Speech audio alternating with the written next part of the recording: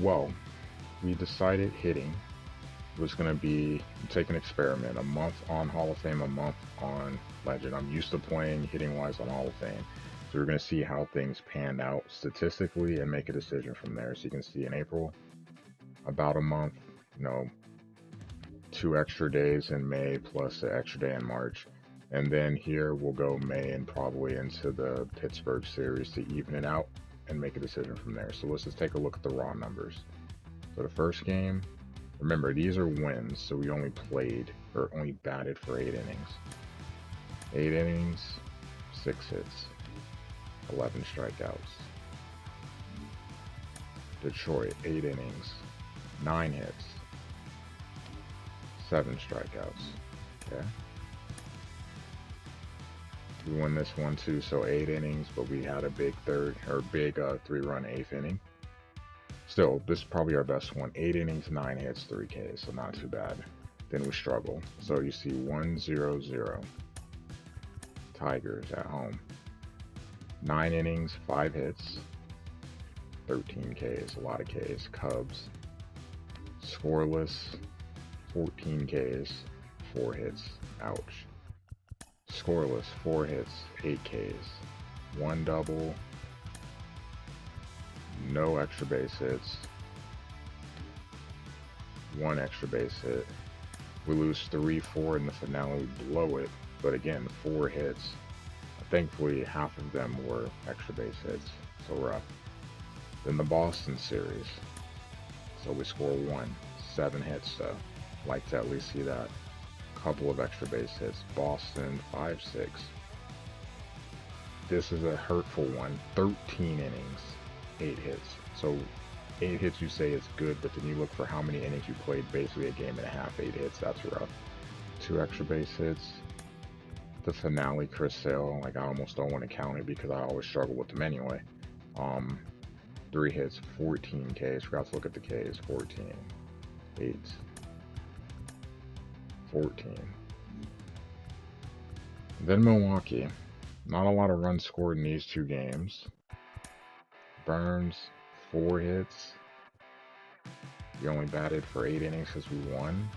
2 extra base hits. Second game against Milwaukee, 5 hits in 10 innings, 10 Ks. Not necessarily good. A better one, 11 innings, though we need the extra 2 innings, 9 hits, but a chunk of extra base hits, a lot of strikeouts, 15. So 9 hits, but 4 of them were extra base hits. Still experimenting, so we got another 2 weeks of games to kind of see. I'm leaning towards going back to Hall of Fame. Here's the reason why. If you look at team rankings, batting average, we were around the 6th spot. We dropped to 22. Probably should stay in team rankings since that's where I'm at. Hits, we were around the 5 spot. We dropped to 19. And probably will keep dropping. I don't know why I keep backing out. The big one, I think, is this statistic here, OBP. Start from the bottom. We went from being 8th to 24th. This is big because it's not just getting hits, it's getting on base. Because I feel I'm uncomfortable taking pitches because I'm not able to react well if we get deep in counts. It's made this go bad. I always forget it's the other way around. Base on balls, 25th. We were around the middle of the pack, so we're able to draw walks, but because we're struggling, it's a lot harder to. The other thing is this. Just being real. Look at this. It's snowing in St. Louis. 8 of my batters are cold. Herrera's a backup, so technically he doesn't count. 8 of them are cold. Of starters, if you want to say Donovan and Carlson combined to be 1, you have those guys and Arenado. That's it. Ouch. Everyone is struggling. Everyone. We'll see what we do. But right now, have kind of mixed. I'm trying to be objective, but I'm kind of mixed on what to do. We'll see. Haven't really looked at this a whole lot, but we'll take a look at the standings as we're about a little over a quarter way through the season. So you got the Phillies and Braves battling back and forth. It's pretty much they change every game. I feel for first place Mets, just kind of coasting along. A couple games over 500. Sorry, 3 games back. Marlins and Nats. Nats are finally starting to fall off. Marlins trying to make a push towards 500. The Central, well, we had a long losing streak, but we've started to win some games now. So the Cubs have made it back to 500. So we finally have another team in the division that's 500. These 3 teams battling for 3rd place. No one really standing out. In the West, the D-backs, just like real life, playing really, really well. 26 and 18, they lead the division. The Dodgers turning it around. They had, we did sweep them earlier. They struggled, but they look to be picking it back up. The Padres, clearly, you know, these 2 teams will be in the race. Giants, 2 games under 500. Rockies bringing up the rear. Wild card, haven't added that to the stats on the ticker, you know, during stream.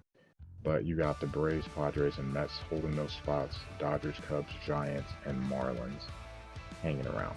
I won't get too much into this until later in the season because we have so far to go. AL East, Blue Jays. Yankees on the slide. They won, I believe, 8 in a row, and then they turn around and lose 6 in a row.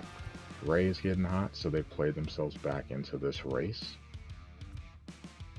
Red Sox and Orioles struggling. Orioles continue to struggle. They've had it really rough this year. In the Central, a 4-team race. The Tigers have gotten back to 500. It took them some time. You can see they won 7 in a row. Twins falling back a little, but they're still only 2 back. Guardians lead with the White Sox trailing by 1. Royals tied for the worst record in the league, bringing up the rear. In the West, the Angels. We know MLB The Show loves them.